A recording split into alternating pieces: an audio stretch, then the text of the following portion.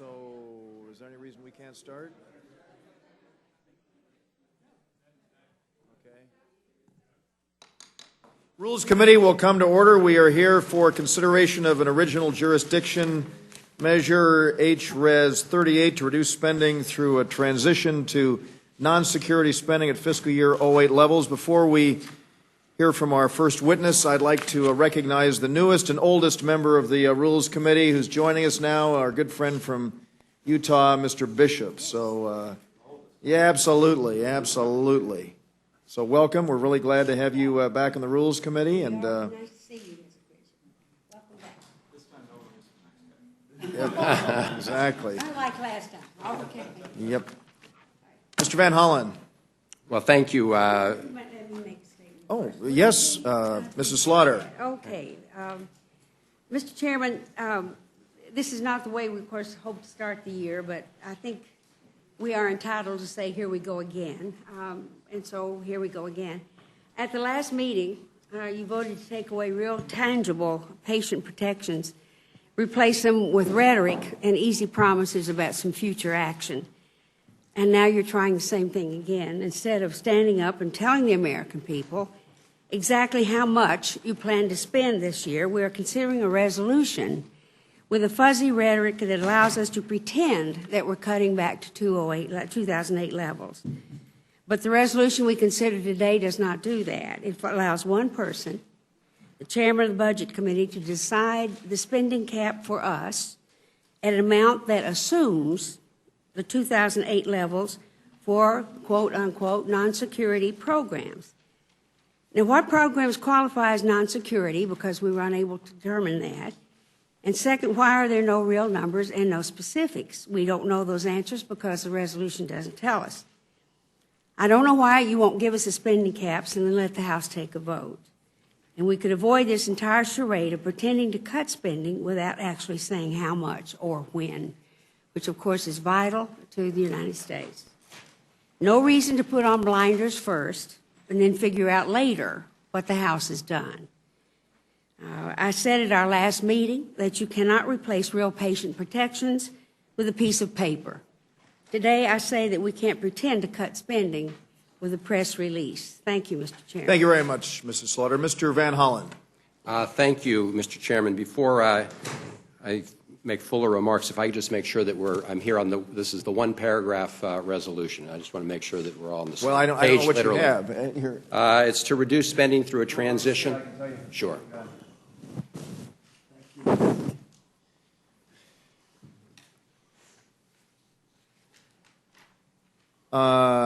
This does not look like this doesn't look like the resolution that I have here. HRES 38 is this? That's the one we had. I was given to us as well. Yeah.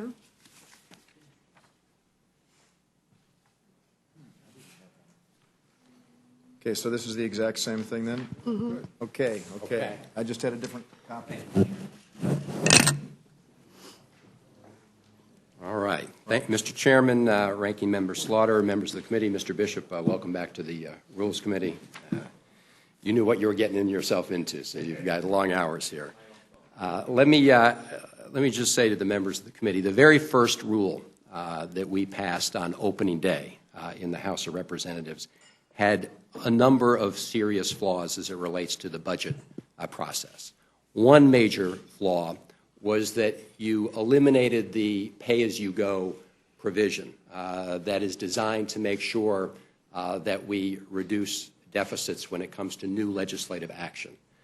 The second thing that was done as a piece of that was to do an end run around the statutory pay-as-you-go law by providing the chairman of the Budget Committee essentially the authority to totally substitute his judgment for that of the Congressional Budget Office, the independent, nonpartisan Congressional Budget Office, when it came to deciding what the deficit impact of legislation would be. In other words, it said that if you don't like the call of our nonpartisan independent referee, the chairman of the Budget Committee gets to say, I'm going to play by my own rules regardless of the deficit impact of those decisions. So that was one major component. The other component of the original rules package that was very troubling was you allowed one individual in this House to unilaterally set the spending limits for the U.S. government without action by anybody else in this House, without anybody else having to be responsible or in any way accountable for those actions. Just one person files a piece of paper with the House, and that set the budget ceilings for all of our constituents. Now, I think all of us here, Republicans and Democrats, were elected to take responsibility for our actions. When people voted for us, they didn't vote for us to give that authority to just one other individual, and yet that's what the rule on the first day did.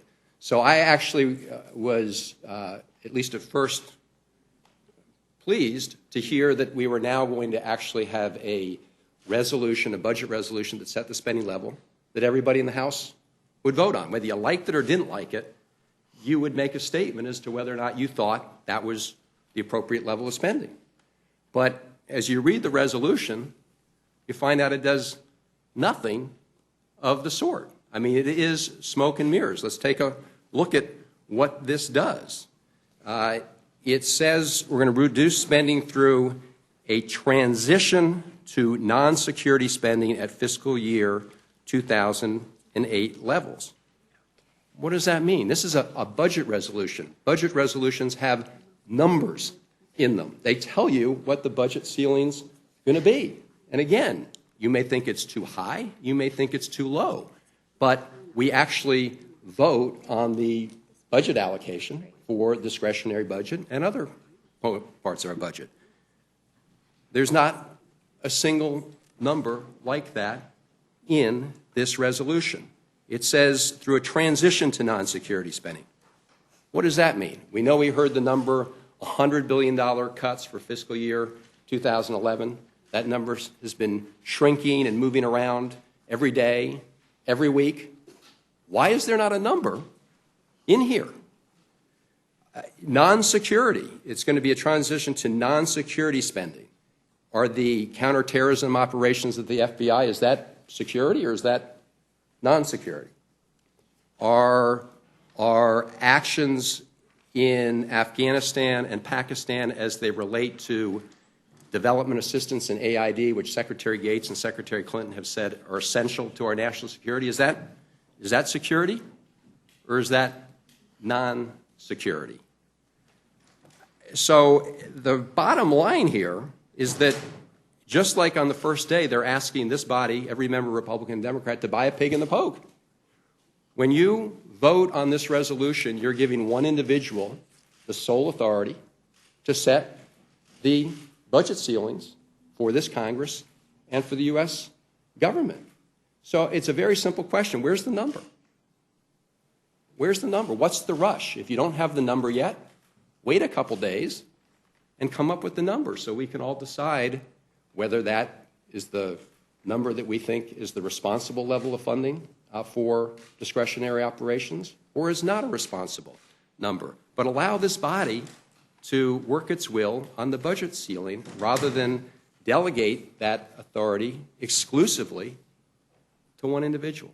And it's just beyond me why, after all the talk in the fall and throughout the campaign and all the talk since we arrived, we can't have a number. That's what the Budget Committee is supposed to do, come up with the number to set the ceiling. That's what this House is supposed to do.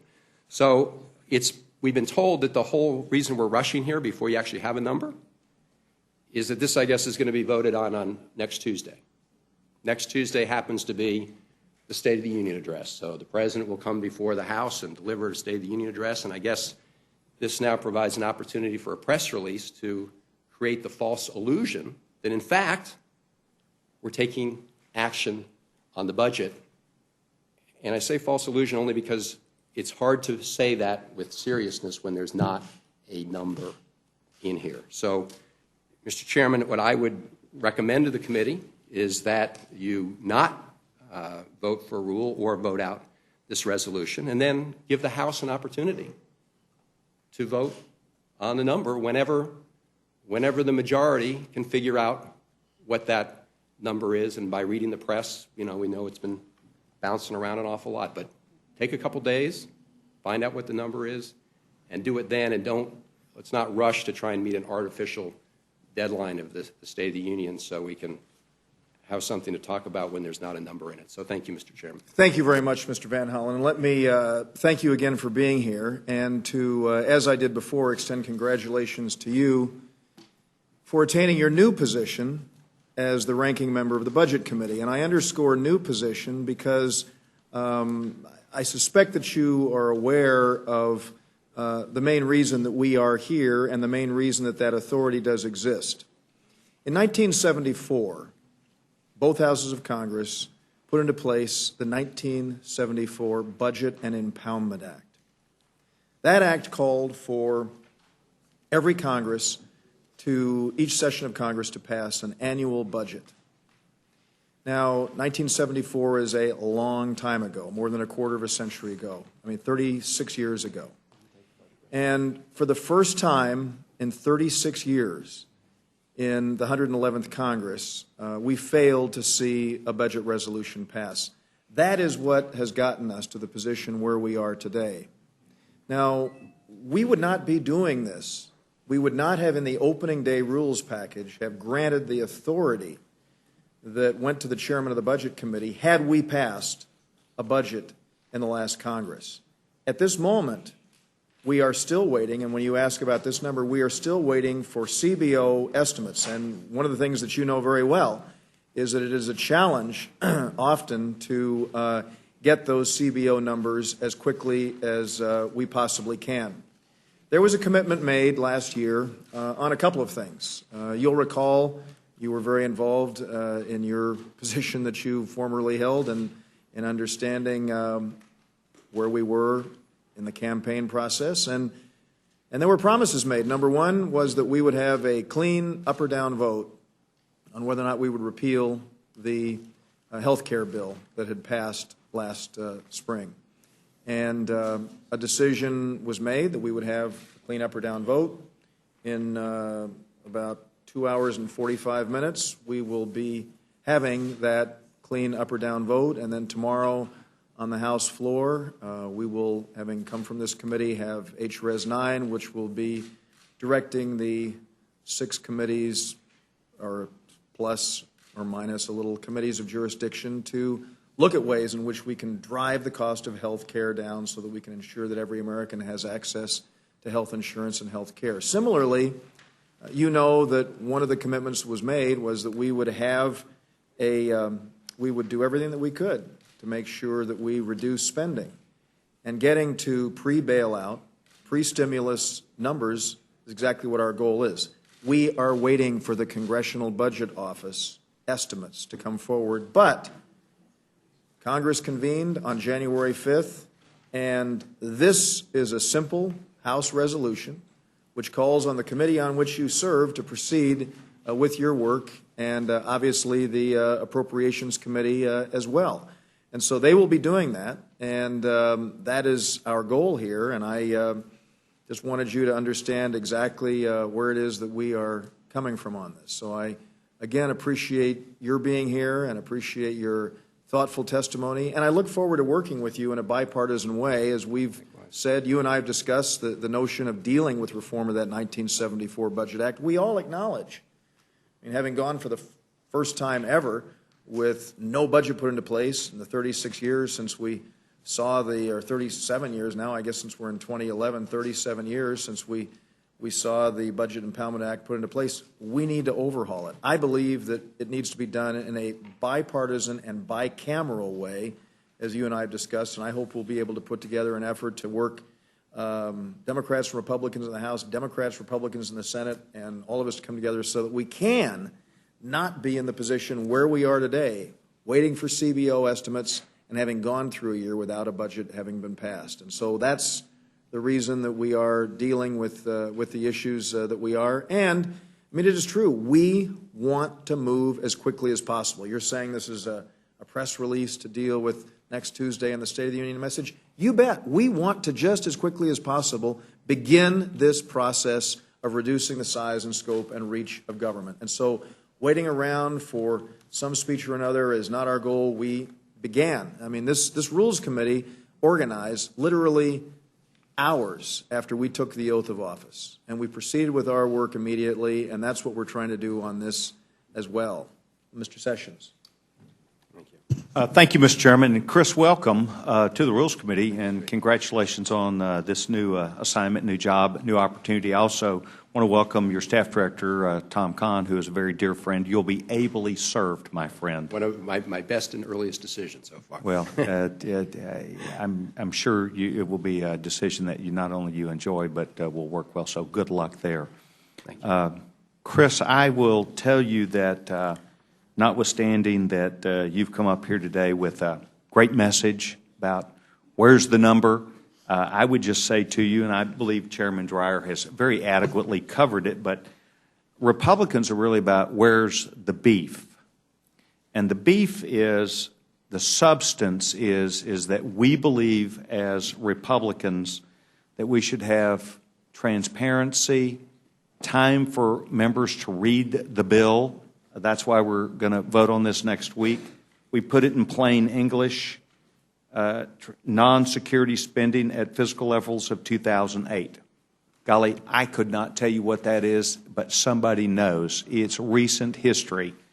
And Republicans all across this country went and talked about our desire to take us to a level that we felt like could be not just sustained, but a level that we needed to get back to. And so we're living up to the things which we sold all across this country, which our members, new members, I believe, are here to not only to affirm with us, but to go back home and sell that progress is when you come to Washington, put a bill together, address it forthrightly, give the Budget Committee, which you say this person, but it's actually a budget chairman, your colleague, my colleague, Mr. Ryan, and every decision that he makes will have to be included within that bill. It'll have to be voted on. We'll all have to agree to it. But I will just tell you, this is the way the new world is, and the way the new world is that we cannot sustain the way business has been done. We cannot sustain this country. We cannot sustain jobs, the creation of jobs, and people who are losing their jobs. So the Republican Party, by virtue of the bill that's here today with the gentleman, Mr. Dreyer, we're telling the American people, here's the beef. We're delivering, and we intend to do what we said we'd do, with the hope and expectation that the President and the Senate will want to be a part of this great opportunity to ensure America's greatest days lie in our future. Thank you for being. I would. Wouldn't the beef be the number?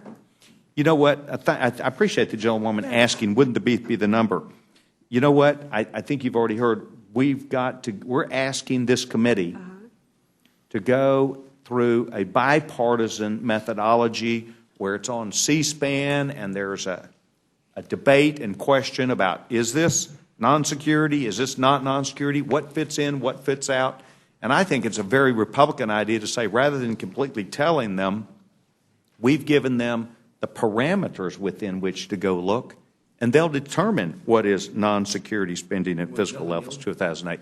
I would yield to the Thank gentleman. my friend for yielding. Let me just say, as I offered in my opening remarks, we are at this moment waiting for CBO estimates to come in, and we're not going to let that deter us in our absolute commitment towards focusing on reduced spending. I thank my friend for yielding. And I thank the gentleman, Mr. Dreyer, and I will yield to the gentleman just a second, but I think that some of the questions that the gentleman, Mr. Van Hollen, thoughtfully asked will have to be hashed out in that committee. What is and what is not. They'll sustain it in the committee. It will be an open process. It'll be on C-SPAN. The American people can see it. And then we will get closer to arriving at that number. Mr. McGovern? Yes. I thank my friend Mr. for yielding, and I just wanted to ask you a couple of questions. One being, do you agree that this gives the chairman of the Budget Committee, and we assume that's going to be Congressman Ryan, unilateral power?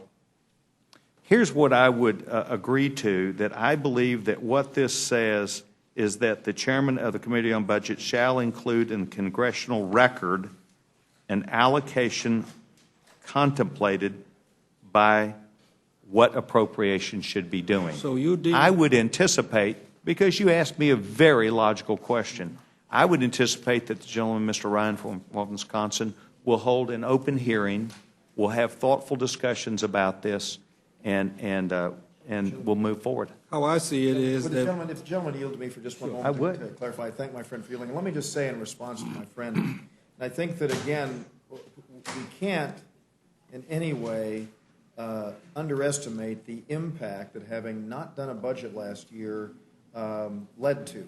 That is what led us to this point. We would not be taking this action, providing the chairman of the Budget Committee with this authority, had we had a budget in place. But the fact that we didn't is what led to it, and I thank my friend for yielding. I think these are all good points and good questions. Yes, sir. Thank you. I'm fascinated, Mr. Chairman, that last week my colleagues and I, Ranking Member Slaughter are leading us, every one of us, Mr. McGovern and Mr. Polis, all of us asked why, when we were having the debate regarding the rule on health care, that we wouldn't wait for the CBO budget. And we just rushed right along, and I kept raising the issue, and it went from $149 billion on our debt to 240-something, and we were proceeding apace.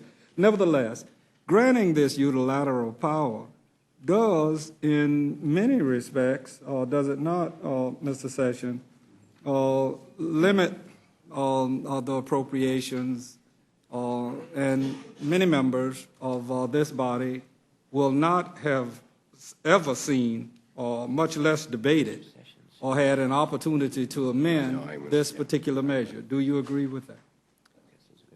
You know, I don't know the entire process, but I would say, yes, I believe that what we're trying to say is that we're going to approach the unspent calendar for 2011 with a new allocation. This happens every day when I was in business. It happens in small businesses. It happens in homes. People come together and say, we got a problem. We've got to address an issue. They're forthright. They write it on a sheet of paper. They may not know the number when they start. They include everything that needs to be included. They talk. They receive feedback. They look at a bank statement. They do the things, and then they come up with a number, and then they make a decision. But we will not have had a vote. And that's what I think we're going to do. We will not have had a vote on the floor. Well, and that's okay. You're okay with that. I'm not. Before what point? With reference to this particular measure, we are proceeding with the Rules Committee having original jurisdiction, as rightly we can, and you have chosen to do. What I'm saying is there ought to be debate. There ought to be the opportunity for members, Republican and Democrat, to amend this particular provision if they so choose, and at the very least have a vote. You couldn't have a vote because you don't know the number. Well, but to suggest we won't know the number and won't vote on it, I don't believe is exactly where it will be. Because we do intend to negotiate with the Senate. We intend to challenge people. I would yield to I just going back to gentleman. the point that Mr. Hastings was making. My understanding is that the chairman of the Budget Committee can unilaterally come up with a number and put it in the record, and that's that. We will not have a separate vote on that figure he puts in. Am I correct? You know, I don't know exactly what's going to happen. What I will tell you is if it's going to happen, it's going to have to go through the Senate. Well, it's going to have to agree to by the president, and this body's going to have to vote on it. In the rules package that we all approved last week, my understanding is that the chairman of the Budget Committee can put a number into the record, and all of a sudden, and that's what we're all going to have to go by, and there's no separate vote on that number that he puts in the record.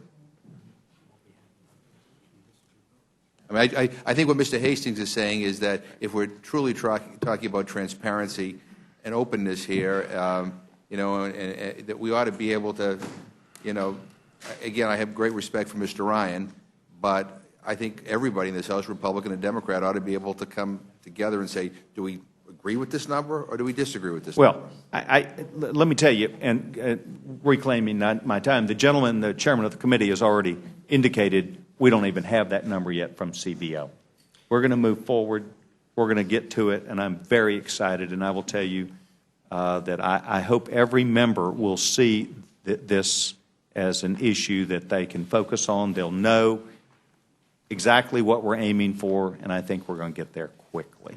And I thank Let the me gentleman. just so far congratulate you on the way you've handled the grilling of questions that have been posed to you. Thank you, Mr. Dryer. And I know it's been very, very Chairman. overwhelming and daunting, and I know Guys it's are tough. as if we're in the midst of I yield back. our markup right now on the resolution itself. Mrs. Slaughter. I thank you, Mr. Chairman. I'm going to ask another grueling question. Do you know how to assume transition back 2 years? Ms. Slaughter, Have you been schooled in that at all, on how to handle that? there's obviously no definition of transition in this document that we're being asked to vote on. Nobody knows what it means, and that's the point Would you yield? that we've been making. Is I that would yield, certainly. I thank my friend. Let me just tell you that Mr. Scott is, in fact, when we get to the markup on this resolution, going to move to remove the word transition. So I just want you to know, congratulations. You, Mr. Van Hollen, you, Mrs. Slaughter, have both been able to put your mark on this resolution, and Mr. Scott will be your representative in doing that. So I just wanted to congratulate you on that. Thank you for yielding. Thank you. You're very welcome. Another assumption that I think we need to make is what is non-security spending? Under this resolution, do you know if the defense nuclear weapons activities in the energy and water bill considered security spending or not? There's absolutely no definition of security and non-security spending in this bill. So that's why I asked at the outset, whether the folks at the Department of Energy that deal with some of the nuclear programs or FBI counterterrorism efforts, whether that's considered non-security or security. No guidance at all. How about funding for the FBI counterterrorism and the CJS bill? Exactly. No clue. Funding for the selective service system, financial services, would that be? No clue, Ms. Slaughter. All right. Well, I think that pretty sums it up. We don't have a clue. Thank you, Mr. Van Hollen. If I, Gentlewoman yield. I will. I think the point I'd like to make, and with respect to the questions that the gentlewoman asked, is generally speaking, these programs have been funded. What we're talking about is the increment of the difference between 9, 10, and 11. It is not like we're destroying the programs.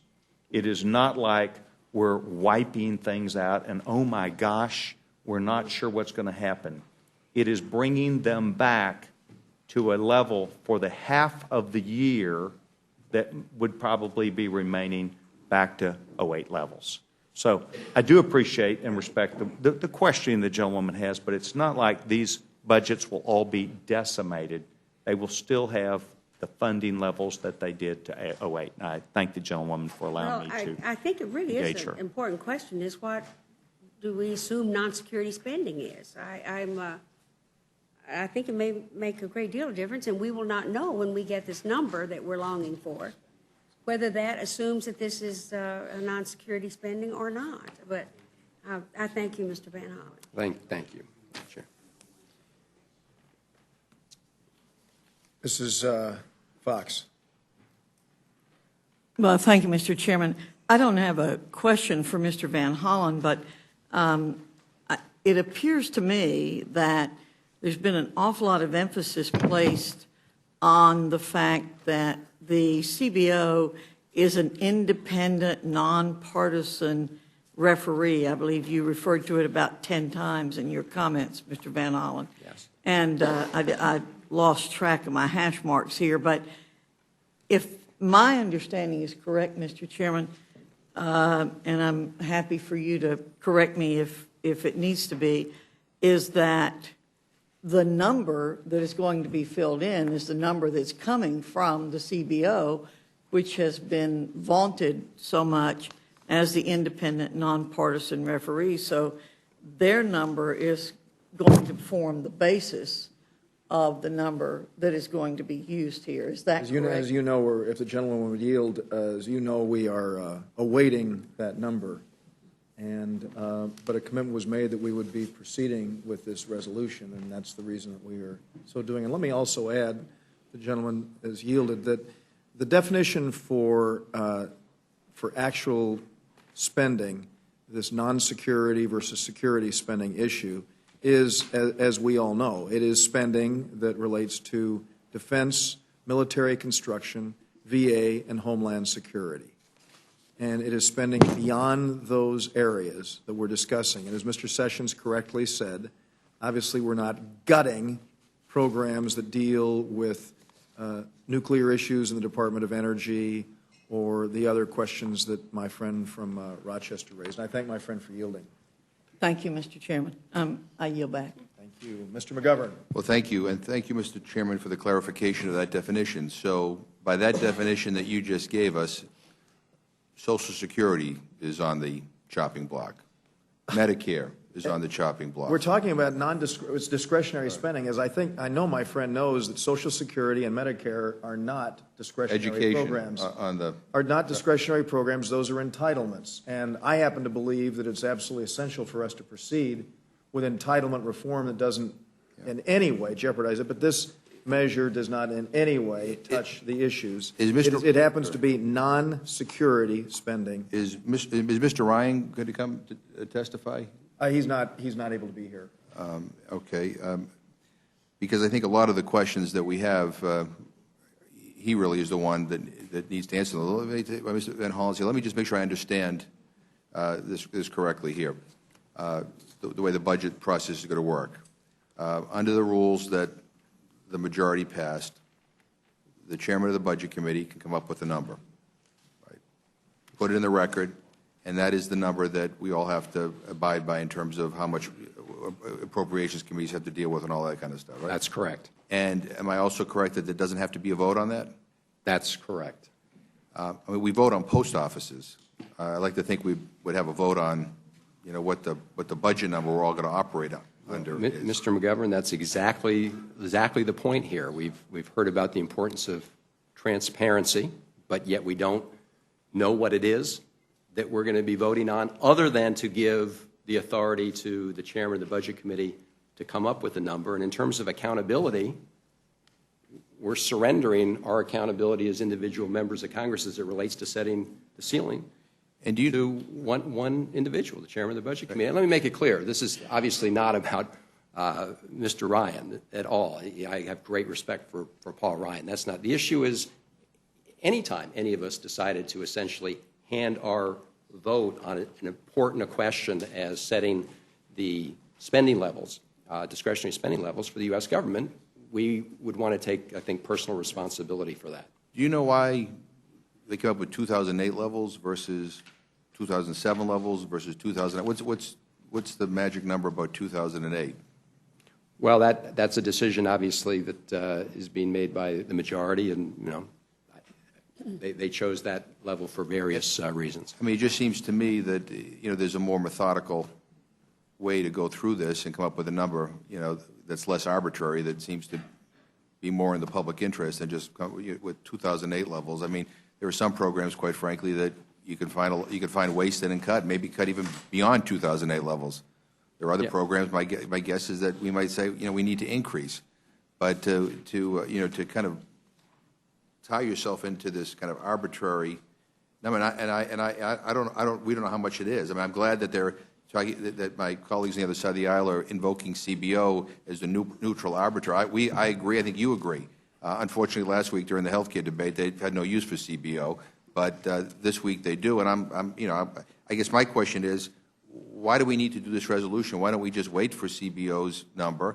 I'm trying to understand, what is the purpose of this? What does this mean? Yield? Yes. I thank my friend for yielding, and let me just congratulate my friend from Worcester once again. Mr. Scott is going to be again representing your interests in light of what you just said, because his amendment not only is going to be deleting the word transition, and that's basically, we shouldn't call this the Scott amendment, we should call it the Slaughter-Van Hollen amendment, which will enjoy, I'm sure, strong bipartisan support.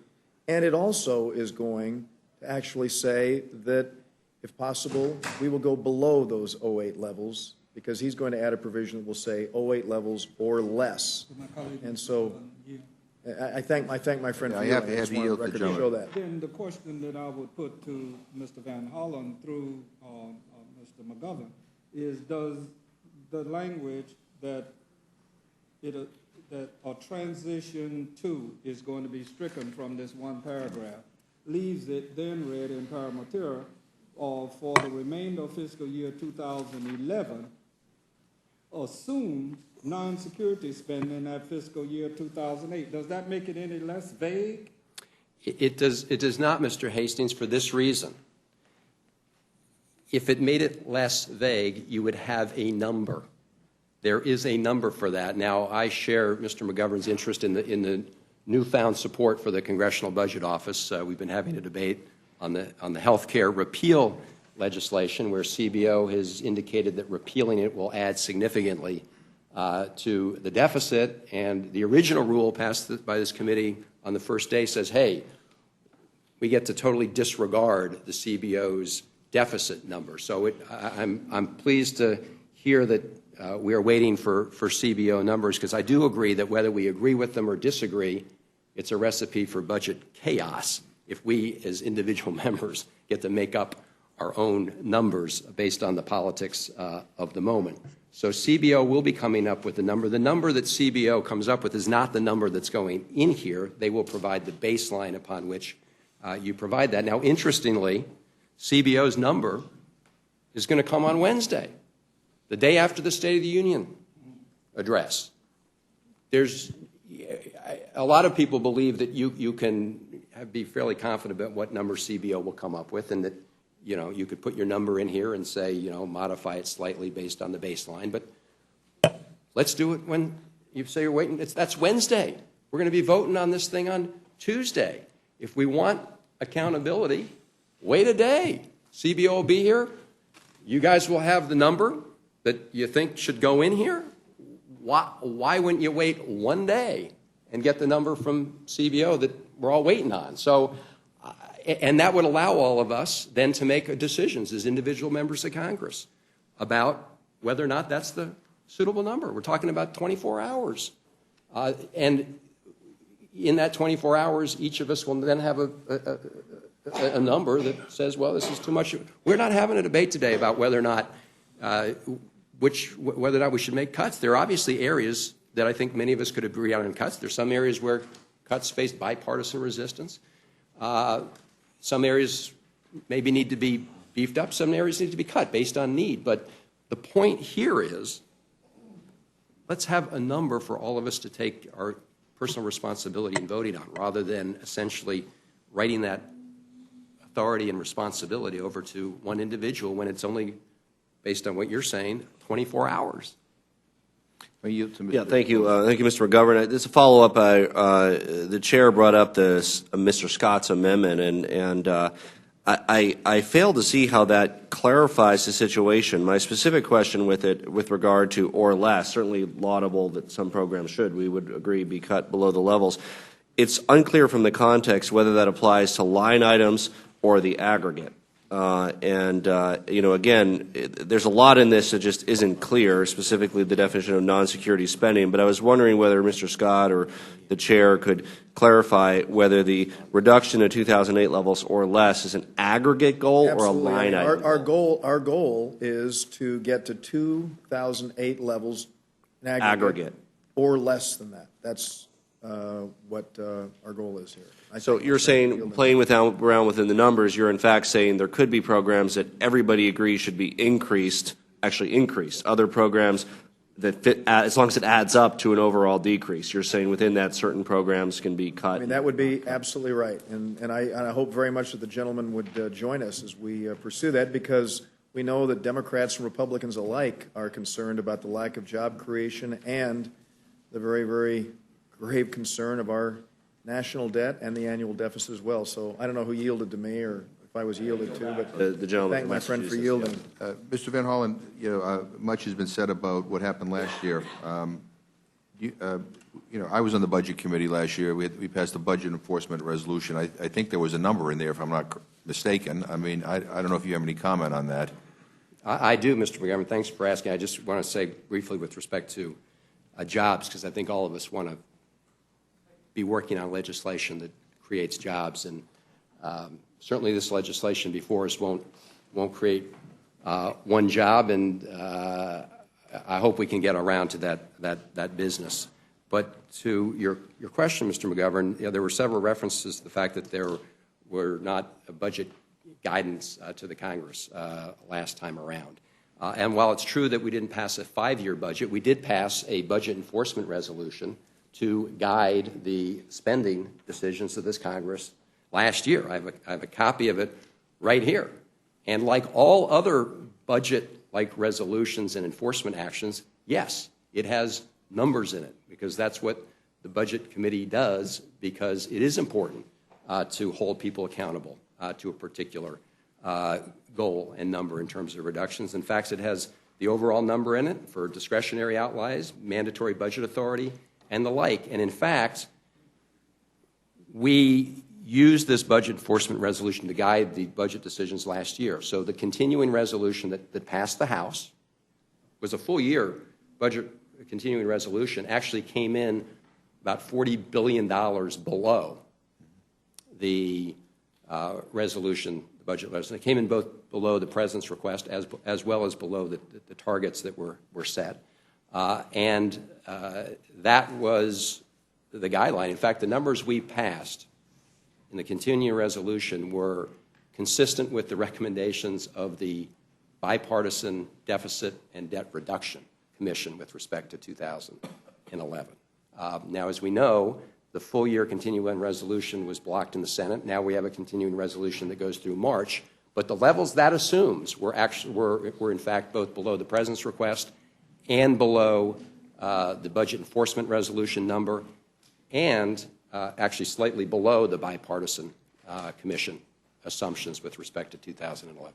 Thank you for clarifying that. I just want to go back to the issue of non-security spending. Mr. Dreyer told us that, that even though it doesn't say here, but that entitlements would be excluded from, the non-security spending. That obviously defense and the wars, I guess, will all be exempt. I'm trying to figure out what is. Help us understand where, like, I'm assuming we're talking not a couple of $1 billion in cuts. We're talking tens of billions, if not more, in cuts. Are we talking about programs like community policing, or what constitutes under Mr. Dreyer's definition where the cuts would go? Well, it's a good question. As you know, the Speaker of the House, the new Speaker of the House, was asked that question about 2 weeks ago. What would you cut? And he didn't have an answer to that question. Now, I agree with my colleagues that on a bipartisan basis, there are going to be things that I hope we could, find some savings in, productivity savings and that kind of thing. But the number that had been thrown out in the fall during the campaign season was $100 billion for FY 2011, the remainder of FY 2011. I don't know what that number is, and that's part of the issue here. The kinds of things that would be subject to that kind of a cut would include some of the education programs. I believe Pell Grants. Sure. I believe a lot of the education. I know that NIH funding, for example, for research into cures and treatments for cancer and diabetes and all those things that have a direct impact on American families, that is clearly on the chopping block. Food and Drug Administration, in terms of making sure that the medicines we take and we ask are prescribed for our kids and for our parents, and their ability to make sure that those are safe, those would be on the chopping block. There are a vast array of things, and it's true that there may be some savings to be found, and I'm sure they are. And in fact, we have found savings and enacted them as part of the last budget, as I indicated. And I want to make this very clear, the continuing resolution that passed the House came in under the assumptions for 2011 spending of the Bipartisan Deficit and Debt Reduction Commission. So we made some significant reductions as part of that process. The gentleman yield? Yeah, happy to yield. I thank my friend for yielding, and I just it's very difficult to sit here and accept the notion that on the chopping block, we want to jeopardize food safety, research for NIH into dealing with the horrendous diseases out there. I mean, What would you you cut? and I have worked to get. We're not talking about cutting. We're talking about getting to 08 levels, which provides a high level of funding for NIH, for Pell Grants, and for food and drug safety. And so I just think that to sit here and characterize those of us who want to get to this 08 level, as Mr. Sessions pointed out earlier, that somehow we are gutting this, is a gross mischaracterization of where we are. The American people know that we have a horrendous deficit and debt that is accumulated. And we all recognize that. Democrats and Republicans alike decry that fact. And so we're not going to be able to deal with this problem if we start saying, oh, yes, well, the Republicans want to starve children, throw seniors out on the street, make sure that people aren't educated, have us eat poison. I mean, this is just ridiculous to have this kind of argument. And I thank my friend for yielding. With respect, I don't think it's too much to ask for specificity. I mean, I don't think that it's an unreasonable thing for Mr. Van Hollen or any of us on either side of the aisle to not want to proceed knowing what the numbers are and having a pretty good idea of where you're going to find these savings or cuts. I mean, it's certainly going to have an impact on something. And there's got to be people have to have some idea where they're going to get these cuts, these savings. I mean, I don't think that's an unreasonable thing to be talking about here. And so, and I guess my kind of wrap up, Mr. Van Hollen, I'm trying to understand what the meaning of this is. I mean, other than kind of so they could have something to talk about on the day of the State of the Union. I mean, what does this all mean in real terms? I mean, does it have any real meaning, or is it just kind of I mean, to me, this isn't even a pledge. I mean, it's kind of a vague, wishy-washy statement that's more appropriate for a press release. I mean, look, I want the Red Sox to win the World Series, but I'm not going to introduce a piece of legislation saying I'd like the Red Sox to win the World Series. I'm trying to understand what is. I mean, is this theater, or does this have any value? Right. Well, Mr. McGovern, let me put it this way. As I said, the very first rule that was passed by the House, a lot of us opposed it, but the very first rule passed by the House gave the chairman of the Budget Committee the ability to pick the number out of the hat anyway. So there's no additional authority in that regard. They've already given the chairman of the Budget Committee that authority, and we've sort of surrendered our ability to vote on that number here. This, because of the absence of any number, amounts to the same thing. I mean, there's some language in here that gives you some idea of the territory they're looking in, but it really does beg the question, since we've heard that the reason there's no number is because we're waiting on CBO. Why not wait till 24 hours after the State of the Union address and get the CBO number, and we can pass this 24 hours later? And at that time, instead of every member surrendering his or her vote on a very important question to the decision of one person, we can do what I understand people want to do, which is take responsibility and accountability for what is a big decision. And, Mr. Chairman, I don't know where the appropriators are going to, I don't know where they're going to take their cuts from.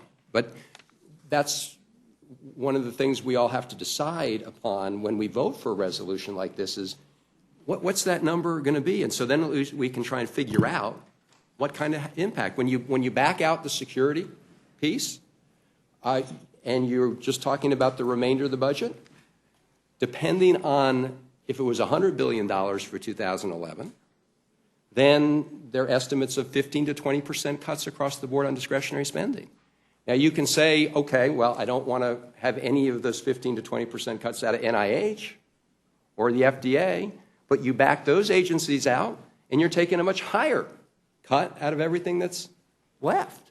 And our point here is, wait 24 hours and let us then be able to be accountable for a major decision of this Congress, setting the spending targets and limits for the United States Congress. We have always voted on the past. We voted on it in the budget enforcement resolution for last year, there's a number. That's what Budget Committee does. And so this document, even when you strike transition and everything else, because it doesn't have a real number, it is there. Frankly, there's no beef. I mean, I remember that ad when you open up the buns, and there's no number in this. Yeah, and this is becoming a pattern. I mean, we're voting today on repealing the health care bill, and we're replacing it with something that tells committees to do something at some point whenever you want to, and maybe you'll do it, maybe you won't.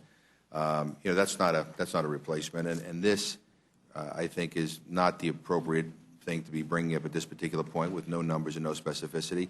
And then finally, I just say, I thought that the election was about jobs.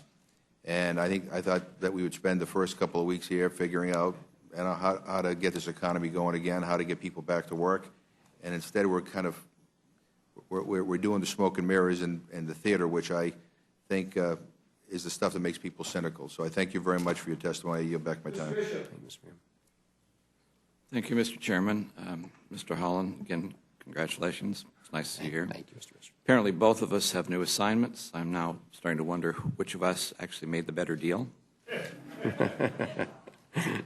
And I also want to let you know that not everyone up here has a newfound infatuation with CBO.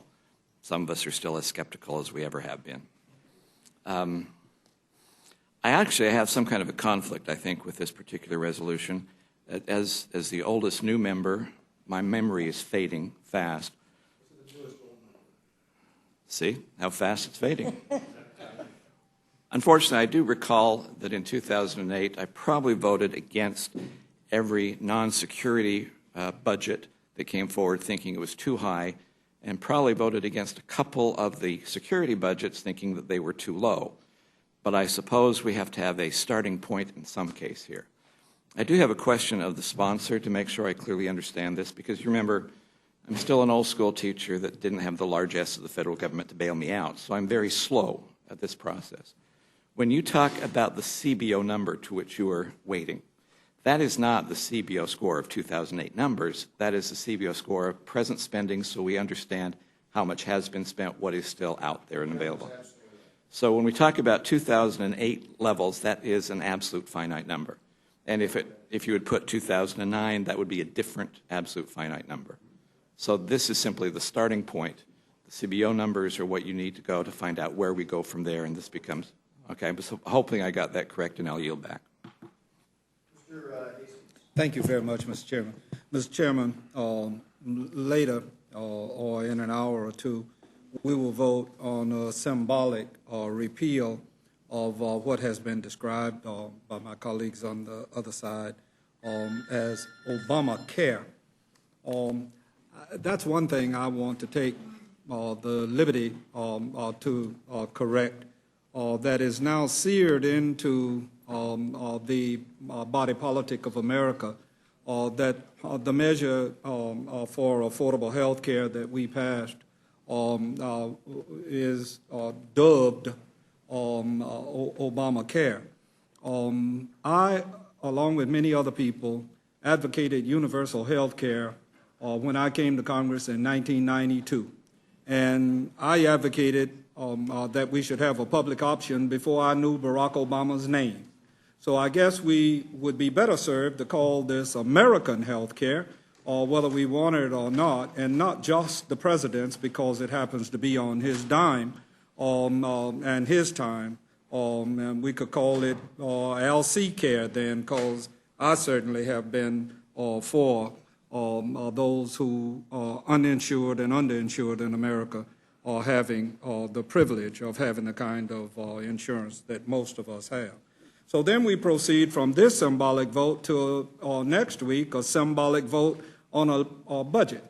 I recall very vividly as a child at age 12, there was a radio program that came on Saturdays called Let's Pretend. I really did enjoy that program. And I knew that everything I was listening to was fantasy and in another land. Mr. Chairman, there is an Associated Press article that appeared today, written by Andrew Taylor. And I ask unanimous consent to be able to put the entire article into the record. Mr. Chairman, I would lift from it 2 paragraphs. Low-income students may get smaller grants, and the newly disabled might have to wait longer for their benefits. And just about every politician is going to get an earful from the local PTA if school aid gets whacked. Republicans are finding it's one thing to issue a blanket promise to cut spending, an entirely different matter when you actually take the scissors, the $1 of every $6 spent by agencies like the IRS, the FBI, NASA, and the National Park Service. Federal layoffs would be unavoidable, the White House warns. And so to give the White House an opportunity to have their voice heard in light of this bumper sticker thing that we are doing here to honor, and I'm not grudgeful of my colleagues' pledge to America. I think it was a tremendous political ploy. It was successful to a relative degree. But in that pledge, you promised that you would cut $100 billion from the budget recommendations of President Obama in 2011. By returning the actual savings to President Bush's era levels, and I think you're going to run into trouble. If we get to the 08 levels, and I'm playing let's pretend, you're looking at an 8% cut to NASA. So we may as well go on and say that all of that money that we've spent out there on the International Space Station is about to run into some significant problems. You'd have a 16% cut for the FBI. And I haven't talked with Director Mueller now in almost 9 months, but I can assure you that that will have a devastating impact on the extraordinary work that the FBI does on behalf of American citizens in this country. It would amount to a 13% cut in the operating budget of national parks. And there are other political landmines, and Andrew Taylor points them out. Mr. Van Hollen, as I understand this thing, the levels will be set by the chairman, and you're a ranking member of the Budget Committee, am I correct? That's correct. All right. Mr. Ryan is going to have, as I described to Mr. Sessions earlier, this unilateral authority to set a number that will be binding on the House. The question I ask for you is, will that have any authority in the Senate? Well, it will not have any authority in the Senate. Of course, if the House passes a budget resolution, ultimately it normally would go to the Senate, but this will essentially this takes the place of the budget resolution. And you see, it takes the place of the Budget Enforcement Act. And what I see coming is a showdown. That's just me talking.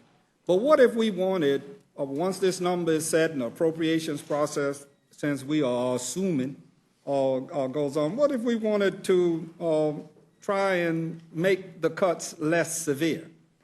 Would we be able to do that, or would that be out of order under this resolution? Well, under the budget process resolution and under the rules of the House, if you change your mind, you need a majority to override that decision. Right. So that would be, but again, going back to the point you and others have made, I mean, what everyone's being asked to buy here really is a pig in a poke, because nobody knows what the number is until it's actually put into this document. Again, a lot of numbers have been thrown out over a period of time. They keep changing. There was $100 billion was out there, and there have been other numbers floating around out there. And what we're told is that as of Wednesday, we'll have all the information from CBO to actually put a number in here. So we're talking about taking 24 hours, literally, to actually give the members an opportunity to make an informed decision and be accountable. And what I know is we already in the rules package have done what I perceive as give to the chairperson of the Budget Committee the most power or I might describe this as the biggest power grab in this institution. Now, I'm here 18 years, and I know, and my good friend and yours, and the chairman's good friend, and others of us that have served with Harold Rogers, who is chair of the Appropriations Committee at this time, I know that appropriators are not going to go quietly into the night. And so we are setting up an internecine war right here inside the institution that's unnecessary at a time of peril. And I can tell you this much, like it or lump it, the rubber is going to hit the road in March, isn't it, Mr. Van Hollen, when the CR runs out. And somehow or another, all of this security talk, transition to anything you want to call it, is going to have to be faced up to, and it will be interesting. How do you perceive what happens March after the CR expires? Well, Mr. Hastings, you're exactly right, because that's when the process of translating whatever number it happens to be, and that's why the number is important, because it has direct consequences on, on what will be cut. And I know the chairman, again, I don't know what the appropriators will do. I don't know whether they'll cut NIH or FDA or the FBI. I just don't know. But that is when the rubber hits the road, because whatever number the chairman of the Budget Committee files with the House without our vote, that has very dramatic consequences. And we had a little discussion about jobs in the economy briefly here, and one of the things that the bipartisan Deficit and Debt Reduction Commission has said is that while it's absolutely true we have to work together on a bipartisan basis to put our country on a sustainable fiscal footing, that it would be bad for jobs and bad for the economy if you took huge draconian cuts immediately. That is coming from a bipartisan group of people who are tasked with reducing our deficit and debt, who looked at this and said, yes, come up with a sustainable fiscal path, but don't threaten the nascent recovery that we've got going and threaten that and literally slow down the opportunity for people to get back to work, put more people out of work, because that is a potential consequence. I thank you, Mr. Van Hollen. Thank you, Mr. Chairman. Thank you, Mr. Chairman, and thank you, Mr. Van Hollen, for being here. I'm new at this, and as I go through the learning process to see all the new things that are going on out there, I ask folks to bring some material to me so I can try to understand a little more about what was going on today, why it is that the chairman had to introduce this resolution today, and how folks have dealt with that in years past. And what folks told me was that we've never had to deal with this in years past. We've never had a budget committee that failed to come through on behalf of the Congress, and we've never had a situation where the Rules Committee had to step in and make that correction here at the very beginning of the year. I want to associate myself with I think it was Mr. McGovern's remarks that it seems like we're doing the same thing over and over again, and I think that's right. I mean, we were here last week working on the health care bill because my constituents said, Rob, go to Washington and fix that health care bill, get that repealed as your first job. Today, we're repeating that pattern because my constituents said, Rob, how can we be operating this country without a budget? We know Mr. Ryan's going to get a budget out in March, but we can't wait until March. We can't wait until fiscal year 2012. We have to get started. Right away. So I share the concern of others that this might not be, in a perfect world, the best way to run the U.S. House of Representatives. But by golly, it's the best way given the hand you've been dealt, Mr. Chairman. I appreciate you introducing this resolution. And I want to say to my friend, Mr. McGovern, who said perhaps 2008 levels are not low enough, and perhaps we need to go even lower in those wasteful programs.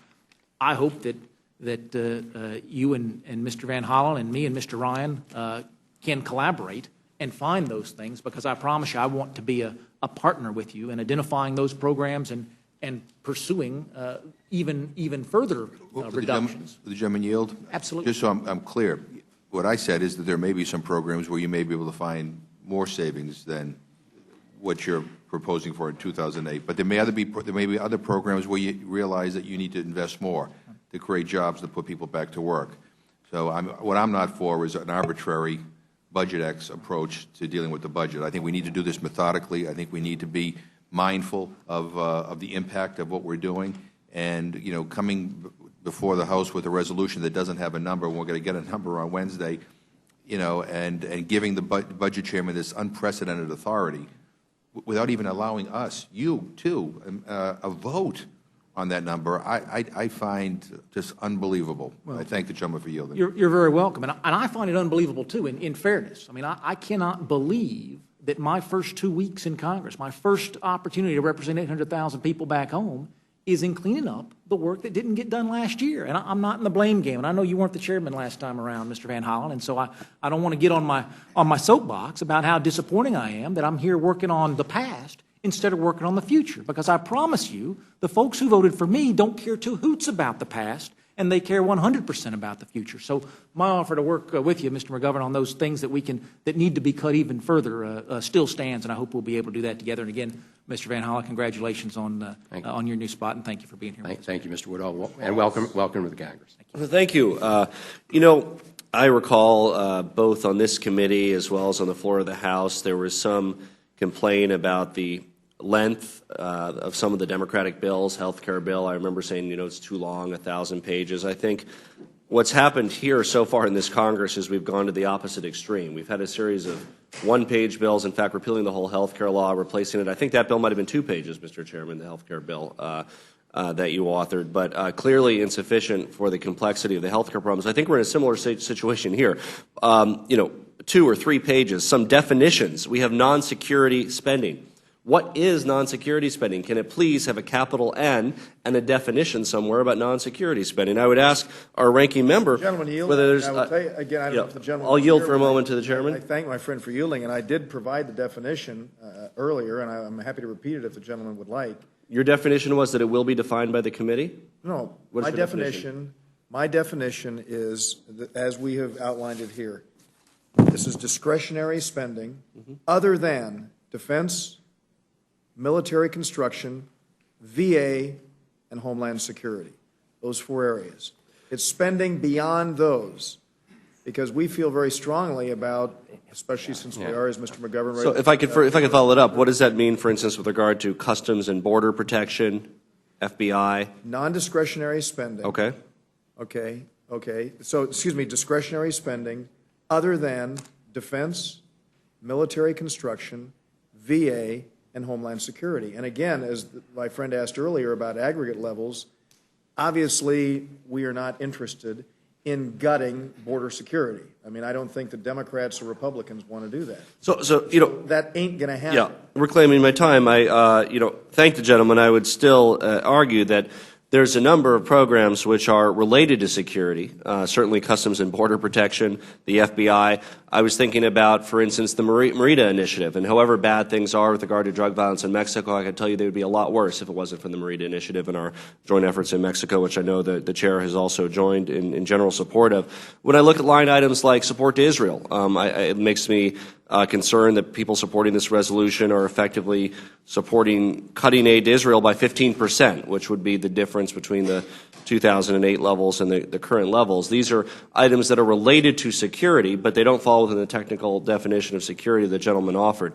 I guess I'd like to ask our ranking member to elaborate a little upon how he sees the difference between what's security and what's non-security, whether the chairman's definition would be binding on your committee or whether this needs to be spelled out more in the action that the House takes. Well, thank you, Mr. Polis, and I think that it would be wise to define this term in this resolution. I don't think it clears up the overall problem because there's still no number in it, but at least it would let us know within the resolution what counts as security and what doesn't. Put it right in the bill if there's a definition. If they have one, I don't know why it's not in there to begin with. It doesn't correct that fundamental flaw, however. But you're right. You just listed a number of things that clearly have security consequences. From the FBI to some of our foreign military assistance programs that also serve our national interests, I mentioned a number of the things, and the chairman and I have worked on a number of things relating to Pakistan and Afghanistan. I know he's very committed to working together to try and make sure that we do what we can to try and improve the situation there. That includes not just the military hardware component, but it also includes a lot of other efforts that are going on in Afghanistan and Pakistan in terms of some of our other anti-corruption efforts directly related to security and the likelihood of positive outcome. That's in the State Department budget. That's not in one of the protected areas that was mentioned. To your knowledge, is the Merida initiative or aid to Israel in the protected areas or the non-protected areas? Certainly, the aid to Israel is in a non-protected area. That's the Foreign Assistance Program. That's not in any of the items that was listed by the chairman. I'm not sure exactly where the other one falls. Yeah, and I thank the chairman as well for the colloquy that we entered into, and I would hope that both for purposes of this resolution, but as well as for future resolutions, we consider putting some of those into writing where they count. Certainly, the more clarity we can issue regarding these matters, the better. The second set of questions I have, and I ask our ranking member as well, are with regard to what's not mentioned in this resolution, namely defense line items, security line items of our budget. I see that there are no instructions. Is the absence of instruction a freeze, reverting to some baseline? It's probably not reverting to 2009 levels. What is being contemplated here? The Secretary of Defense has specifically recommended some cuts for unnecessary defense programs, and it's hard to ignore over 50% of the discretionary budget when we're talking about being fiscally responsible. So what do you take from this resolution in terms of your necessary actions with regard to our national security? Well, again, the gentleman's absolutely right. There provides absolutely no indication of what we would be doing in regard to defense spending, and we know that there's obviously an ongoing discussion about a number of programs at the Department of Defense. Some areas need to be strengthened, but some areas where the Secretary of Defense has identified rooms for reductions. But without having the overall number here, it's very difficult for a member of Congress, when casting his or her vote, to know what the consequences of those votes are. Now, we ultimately don't know exactly what the appropriators are going to do, but at least we will have some idea, if we had that overall number, about what the consequences would be on defense or on the other issues that you raised. I mean, again, it's hard to have transparency when the major component of what would make this transparent isn't there. Yeah, and I would hope that with regard to this resolution and future ones, we don't get caught up in this. It has to be one-page thing, and I understand why that might make a good soundbite. I know that people have talked about the length of different bills, but I think we can all agree one page doesn't make good policy. It's a very complex country to govern. We have a lot of issues. A better defense of what security and what is and isn't, which might only take a sentence or two, would be wonderful. And then instructions about what to do with regard to security spending. Certainly, I think everybody in this body would agree that there is some wasteful spending that falls under what anybody, since there's no definition, but what anybody would probably call security. There's also programs that should probably be increased there. So I would certainly encourage the Budget Committee to not rule out what is not included in this, namely looking at the over 50% of discretionary spending, which does happen to fall within security. And also, again, as they're looking at our national security, to also look at security items that may or may not fall within the definition of security that was given in the colloquy that I had with the chairman, and would hopefully be reflected in some way, shape, or form in this. And with that, I'll yield back. Thank you very much. And let me, as I prepare to yield to Mr. Nugent, say that the first issue that my friend raised was customs, and of course he knows that falls under the Department of Homeland Security, so that would be clearly a protected item. And also, I think it's also important, Mr. Polis has never experienced in his term having served here, and certainly our new members have not, even the Appropriations Committee be considered on an open member process. These issues are going to be debated, and we are not in the midst of the appropriations process right now, but we know that as we get into all of this, and this is a wonderfully interesting debate, throwing out all of these potential challenges, they're going to be addressed, and I suspect most all of them will be addressed in a bipartisan way as well. Mr. Nugent.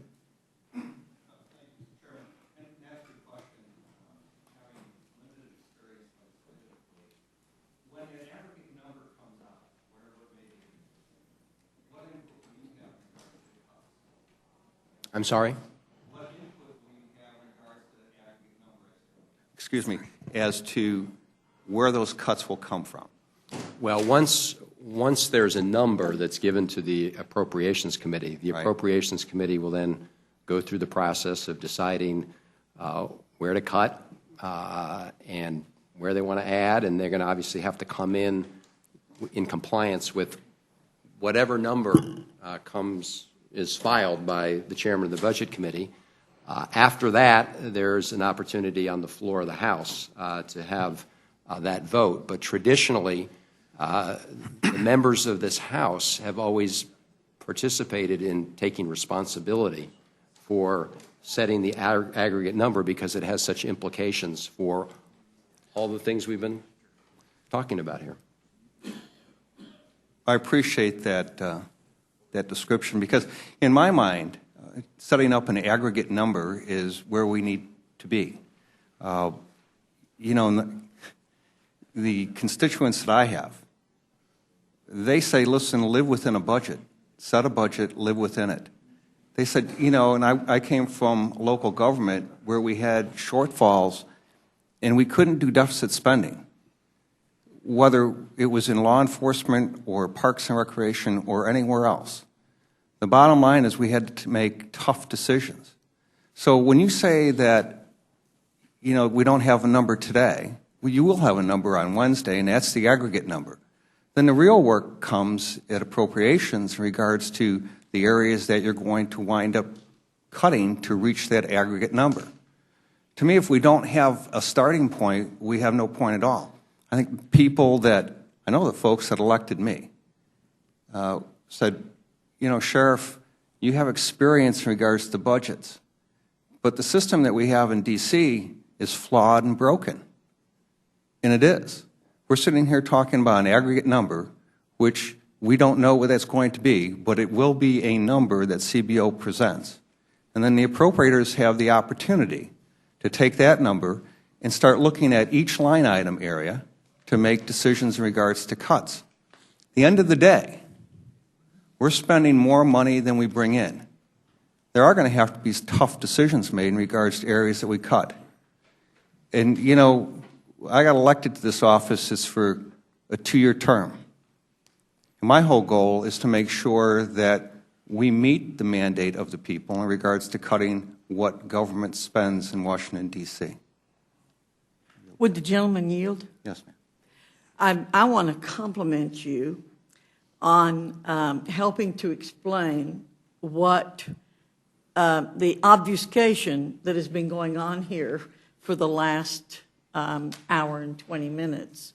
Because I think many people watching this don't really understand that this is done in 2 phases. And I just want to say to you, as a new member, I'm very impressed with your picking up on that right away and explaining it to anybody who's listening to this, because up until this point, I think our friends on the other side of the aisle have been acting like they're doing a push poll. That, if you knew this person was a murderer, would you vote for that person? Right. And this is sort of the way this has been being handled. So I want to thank you so much for making it clear. We are not voting on the appropriations bills. Correct. We are voting on the number that's going to be the parameter under which the appropriations bills will come later. So I appreciate that, and I think probably we all need to emphasize that over and over again. So thanks for making it so clear. Well, I appreciate Mr. Van Halen for making it clear in regard to how that process works. I appreciate your input. Thank you, sir. Thank you, Mr. Nugent. I don't know if it's in, or, thank you, Mr. Nugent, for your points. And I think people who've been watching this would understand that it is a 2-part process. No one's arguing that it shouldn't continue to be a 2-part process. And I agree with you on a number of counts. Number one, we do have to make tough decisions. There's no doubt about that. Number two, there should be a starting point.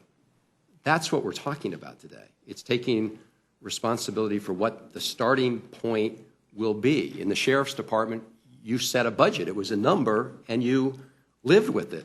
If somebody asked you to operate without giving you what that number would be, it would be hard for you, number one, to decide whether that was an appropriate level to meet the needs of the citizens. And that's all we're saying here.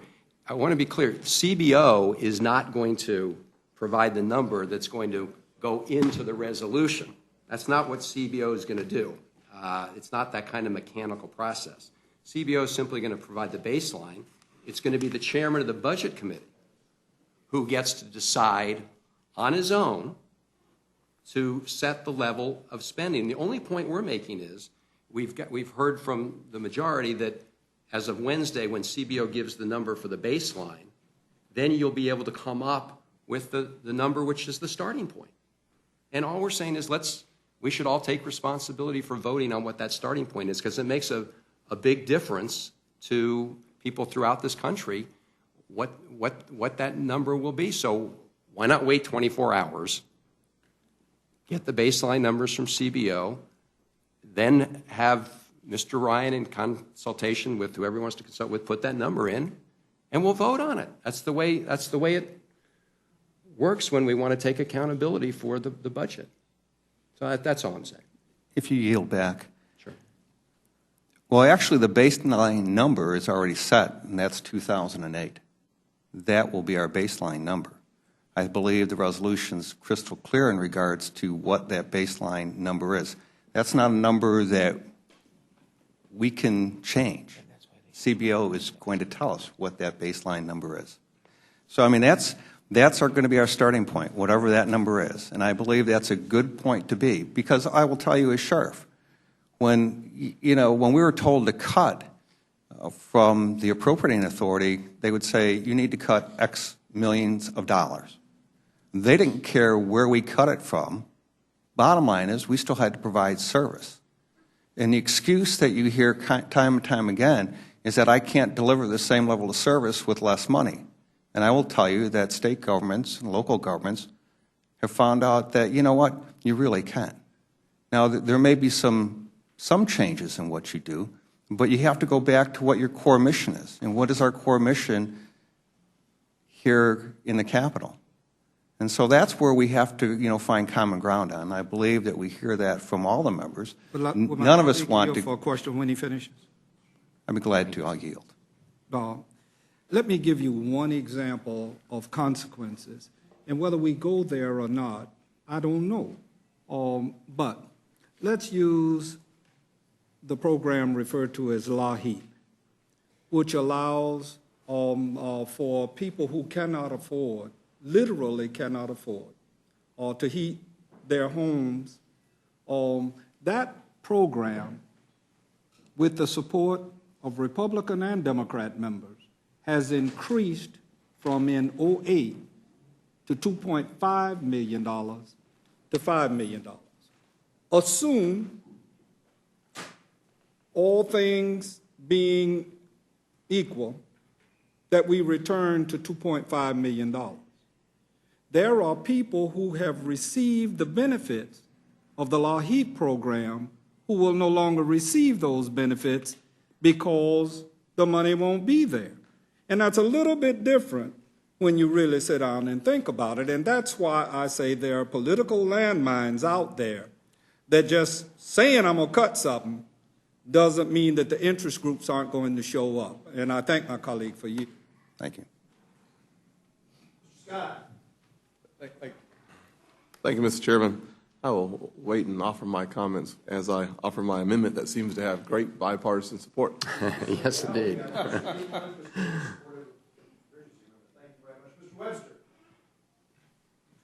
Thank you, Mr. Chairman. I think there's been a lot of talk today about symbolism and theater when it comes to the GOP proposals, whether they're on the floor or in this committee. But one word is left out, and that word is deem. And if I recall correctly, there was a budget and a budget was deemed passed last year. I would think that would be arbitrary. I would think that would be a part of a no-budget process, which the chairman has already explained. I would think that has no defined terms. I would think that also has no line items. I don't even know if it's a piece of paper, whatever deemed means. But it's been forgotten. It shouldn't be forgotten because that's the way the process worked. We're trying to put together proposals that, and if it has a number in it, somebody made it up. Somebody dragged it out of the air. There wasn't a process. There wasn't member involvement in that. They just asked a few people, maybe, I don't know. Republicans are working towards real policy changes to control spending. We've got to, because all these programs that are being talked about that might be cut and people might be hurt are being done on borrowed money. 2 years ago, we bought a car, and then we borrowed the money to make the payments. Now this year, we're borrowing the money to make the payments on the borrowed money we borrowed to make the payments on the car. Somewhere, somehow, some way, it's got to stop. And I think that's what this proposal is at least a start to do. I'll yield. You make a point, and I take your point regarding the deeming process. But are you aware that there was a number? Yes, and I acknowledge that. But what I'm saying is that number is just as arbitrary as any number. I think this one is more fixed in that there is a process by which we will attain that number, and that number will be a real number. It's just like writing it down. Will the gentleman yield? Just not only was there a number, there was a vote. And I think that's important to know. That and there was a bipartisan vote against it. And members on the floor had a chance to vote. Gentleman yield? Yes. I thank my friend for yielding. And let me say that, in fact, if you go and look at July 1, 2010, there was not a vote. What happened was Section 4 of HRES 1500 deemed passage of a rule, and this was included in it. So there's no separate vote. Well, that was the vote. It was deemed as passed, and I thank my friend for yielding. Okay, I'm through. Thank you very much, Mr. Van Hollen, for being here. We appreciate that. Thank you, Mr. Chairman. We have no other witnesses, so that will close the hearing portion for this original jurisdiction measure. And the chair will be in receipt of a motion from the gentleman from Dallas. Mr. Chairman, I move the committee report HRES 38 to the House with a favorable recommendation. You've heard the motion of the gentleman. Are there amendments? Mr. Scott. Thank you, Mr. Chairman. I move to amend the resolution with the text of my amendment number 1. Mr. Chairman, my amendment makes changes to clarify the intent of the resolution. First, the amendment clarifies that we will reduce the spending to 2008 levels or less. Second, it strikes the term transition from the resolution, as some found that language to be confusing. We're going to reduce our spending to 2008 levels or less.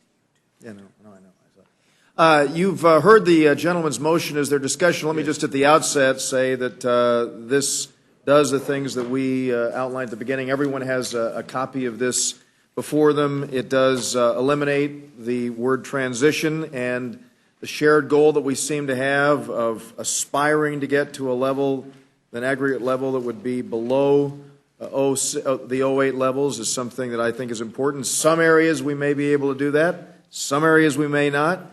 But this begins the process of moving us in a very positive direction, and I believe that these clarifying provisions in the Scott Amendment are helpful. He and I had a discussion yesterday. Mr. Sessions was in on this discussion with the Speaker and others in our leadership, and I believe that it's a very thoughtful proposal which does help to clarify the measure. Are there any further discussion? Yeah, Mr. McGovern. Thank you very much, Mr. Chairman.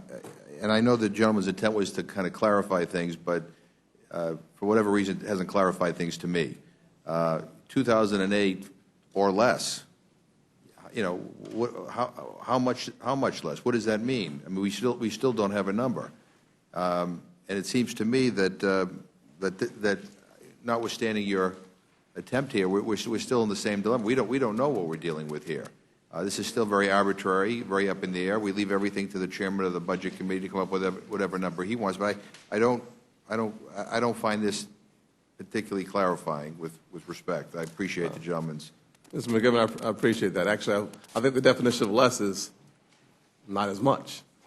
It's just less. So if we're moving in the right direction, we're, as far as we can go is a wonderful thing. When you look at the fact that over the last 2 years, we've had $3.5 trillion of additional spending.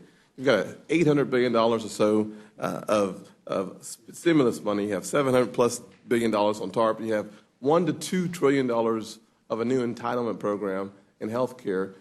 We've had explosive spending, so for us to talk about spending less than the 2008 levels, I think is a very positive place to start. And in addition to that, I would suggest that if we continue to focus on ways for us to cut spending, we'll find them. If we don't, we won't. Yeah, no, and I'm all, and I reclaim my time. I'm all for cutting spending where we find waste, and nobody's arguing about the need to cut spending. It's how much we're going to cut spending. And with respect to the gentleman's kind of history lesson, I will remind you that when Bill Clinton left office with a surplus. You know, when you look at what ended up adding to Would the gentleman yield? It's George Bush's tax cuts that were not paid for, a Medicare prescription drug bill that wasn't paid for, and you know what? And something that both President Bush and Obama are guilty of, and that is not paying for these wars. Mr. McGovern, not paying for these wars. Mr. Governor? The cost of I still have the time. The cost of the war in Afghanistan this year alone, you know, is far more than the annual cost of the health care bill, which, by the way, CBO says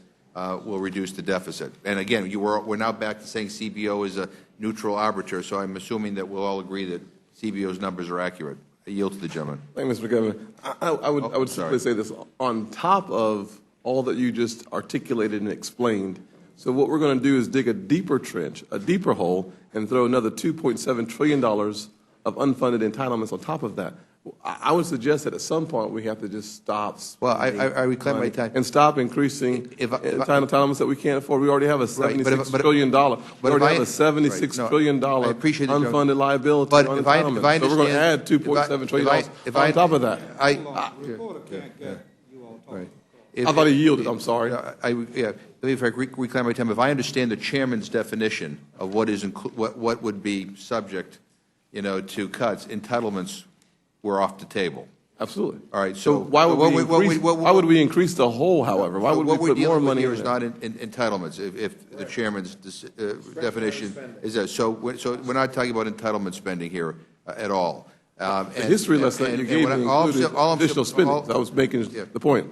And all I'm simply saying is that, you know, your amendment, in my opinion, doesn't offer the clarification that all of us were expressing concern about. So the lack of specificity, the lack of the number. No, we don't know the number. So I appreciate the gentleman's amendment, and I'm opposed to it. Sounds like the gentleman's Mr. Chairman? Any further discussion? Mr. Yes. Hastings? Very briefly. Oh, I'm sorry, Mrs. Fox. I'm sorry, I should have yielded to Dr. Fox, and I didn't. And you didn't, so I'm going to take on the responsibility that you failed to I apologize. take on there. Mr. Fox. Thank you, Mr. McGovern. I know in our new spirit of bipartisanship, you intended to, and I'm very, very sorry. Thank you. I just want to point out, when Mr. McGovern brings up the fact that there was a surplus when President Clinton left, I always want to point out to my friends across the aisle that it was because Republicans were in control of the Congress. And when you bring up the fact that we had budget deficits when President Bush left, it's because the Democrats were in control of the Congress. Thank you, Mr. Chairman. Mr. Chairman. Hastings. Let's fast forward to day before yesterday when the majority leader said that we're not in control of Congress. I don't know how we flip the script so much around here, but I'm referring to Eric Cantor's comment in response to reporters, in direct response to my good friend Dr. Fox. Mr. Chairman, I just want to, again, help my colleague from Florida, Mr. Webster, since he was kind enough to answer my response with reference to deeming, ask him to look at this particular resolution, and that is in the third paragraph, the second sentence, it shall be considered as adopted. This particular matter, it's kind of like deeming. Any further discussion on the Scott Amendment? If not, the vote occurs on the Scott Amendment. Those in favor will say aye. Aye. Those opposed, no. No. Chair, the ayes have it. The ayes have it. Roll the call, Scott Amendment is please. agreed to. Clerk, call the roll. Mr. Stephan. Aye. Ms. Fox. Aye. Mr. Woodall. Aye.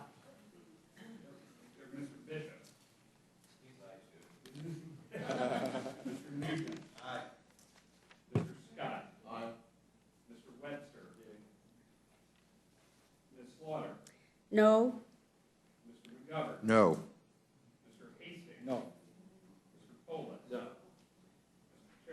Aye. The clerk will report the total. On that, there were 8 yeas and 4 nays. And the Scott amendment is agreed to. Are there further amendments Yes. on the resolution? Mr. McGovern. Thank you, Mr. Chairman. I have an amendment to HRES 38. I move that the committee add a new section to the resolution that would require a vote by the full House before any 302A allocation inserted in the congressional record by the chair of the committee on the budget becomes effective. You've heard the gentleman's motion. Is there any discussion? Yes. Let me, okay. Do you want to? Go right ahead. Go right ahead. Yeah, Mr. Chairman, HRES 38 creates the illusion that the House is voting to reduce spending to fiscal year 2008 levels, when in actuality it gives the chairman of the Budget Committee unprecedented authority to decide those spending levels for us without facing a vote in the House of Representatives. In fact, this extraordinary authority was already granted in the Republican opening day's rules package, which also paved the way to add nearly $5 trillion to the deficit.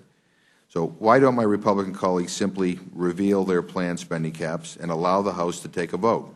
When we passed a budget enforcement resolution in the 111th Congress, Republicans criticized us mightily for sidestepping the budget process.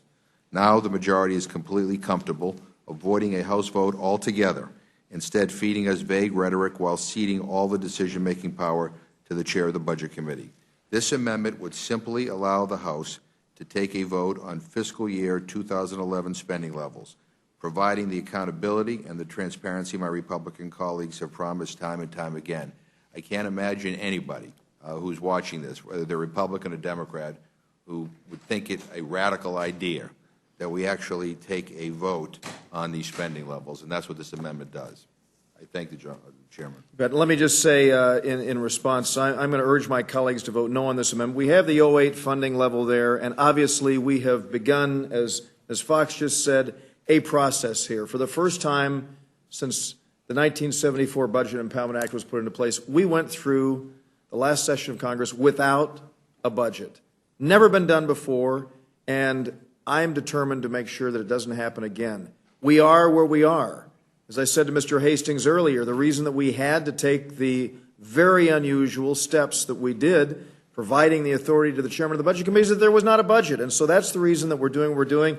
And as Mr. Nugent said, obviously we're beginning with 08 levels, and there is a message that we got, and that message resonates. And frankly, Democrats and Republicans alike have it. We need to get serious right now about reducing the size, scope, reach, and control of the federal government, and that's what this resolution that we have is beginning to do with the kind of clarity that I believe is necessary. So is there any further discussion? If not, the vote occurs on the McGovern amendment. Those in favor will say aye. Aye. Those opposed, no. No. Opinion of the chair, the noes Mr. have Chairman, I'd like a recorded vote if it's Clerk still will allowed. call the roll. Clerk will call the roll. Is it still allowed? Well, we can't vote on this. Is it allowed to have a recorded vote? Clerk, call the roll. Mr. Sessions? No. Ms. Fox? No. Mr. Bishop? No. Mr. Woodall? No. Mr. Nugent? No. Mr. Scott? No. Mr. Webster? No. Ms. Slaughter? Aye. Mr. McGovern? Aye. Mr. Hastings? Aye. Mr. Polis? Aye. Mr. Chairman? No. The clerk will report the total. On that, there were 4 yeas and 8 nays. And the motion is not agreed to, and without objection, the motion to reconsider is laid on the table. We now will vote on the motion of the. Another amendment? Oh, there are other amendments? Oh, I'm There are sorry. not? Oh, sorry. Once you're recorded, then If there are other amendments, we'd be happy to entertain them. I'd like to ask unanimous consent, if I may, Mr. Chairman, to insert into the record an article today from the Associated Press. Without objection, the article you will very appear in much. the record. If there are no further amendments, the vote will occur on the motion of the gentleman from Dallas. Those in favor will say aye. Aye. Those opposed, no. Opinion of the chair, the ayes have it. The ayes have it. The motion is agreed to, and we now will adjourn the original jurisdiction markup and proceed to consideration of the rule for HRES 38. The chair will be in receipt of a motion. Thank you, Mr. Chairman. Mr. Chairman, I move the committee grant HRES 38 to reduce spending through a transition to non-security spending at fiscal levels for year 2008. A closed rule providing 1 hour debate equally divided and controlled by the chairman and the ranking minority member of the Committee on Rules or their respective designees. The rule waives all points of order against consideration of resolution. The rule provides that the amendment in the nature of a substitute recommended by the Committee on Rules now printed in the resolution shall be considered as adopted.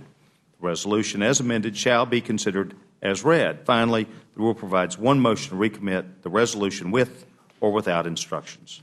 You've heard the motion of the gentleman from Dallas. Any amendments? Yes, Mr. Mr. Hastings. Mr. Chairman, I have an amendment to the rule.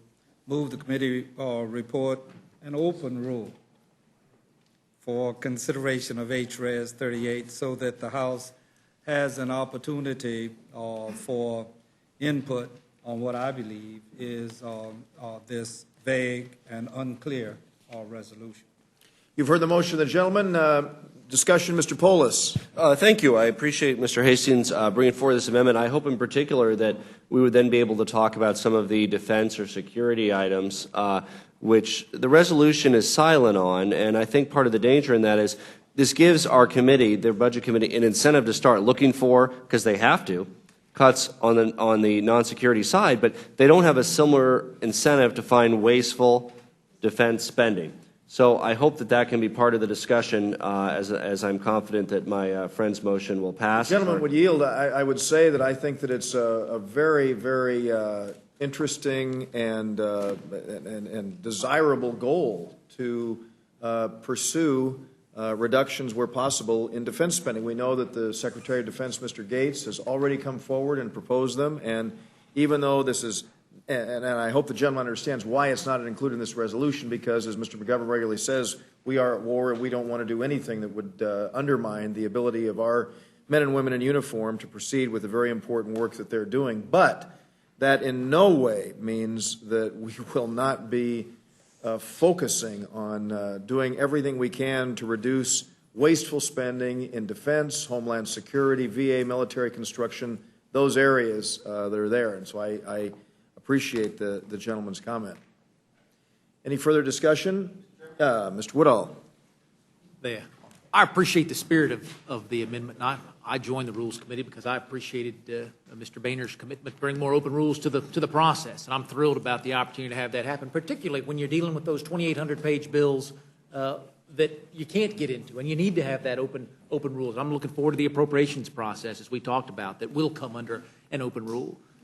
But going back to my respect for the chairman and the way he's brought this bill, you know, last week it was a 2-page bill that everybody could read and understand, and this week it's a 1-page bill. It's a 1-paragraph bill that everybody can read and understand. And so I'm going to be voting no on your amendment, but I want you to know that we agree that the process needs to be open and understandable, but as long as we can continue bringing one idea to the floor at the time, I just think that's a wonderful precedent. I don't know how long. Will the gentleman yield for a moment? But I'm thankful to you. Will the gentleman yield? Will the gentleman yield? I'll be happy to yield. Yeah, and I alluded to this in my initial comments that there is things can be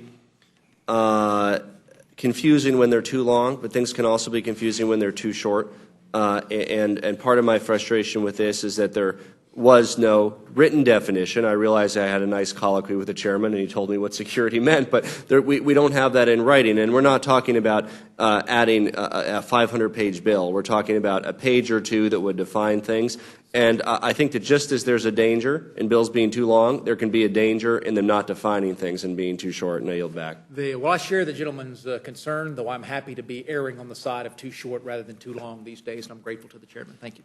Thank you. I'm going to urge a no vote on the amendment, stating that we have moved into uncharted waters. Never once were we, while in the minority, offered a motion to recommit with instructions, which happens to be included in this simple, as Mr. Woodall has said, very, very, very short measure itself. And we are providing that to the minority. And again, I think it's important to note that we never once were allowed a motion to recommit with instructions, which just provides. So I urge my colleagues to vote against the Hastings amendment.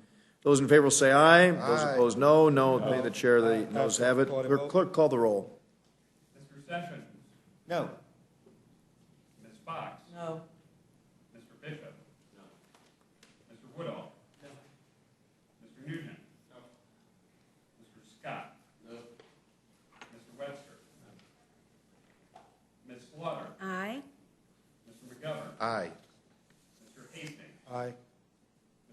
Pohl. Aye.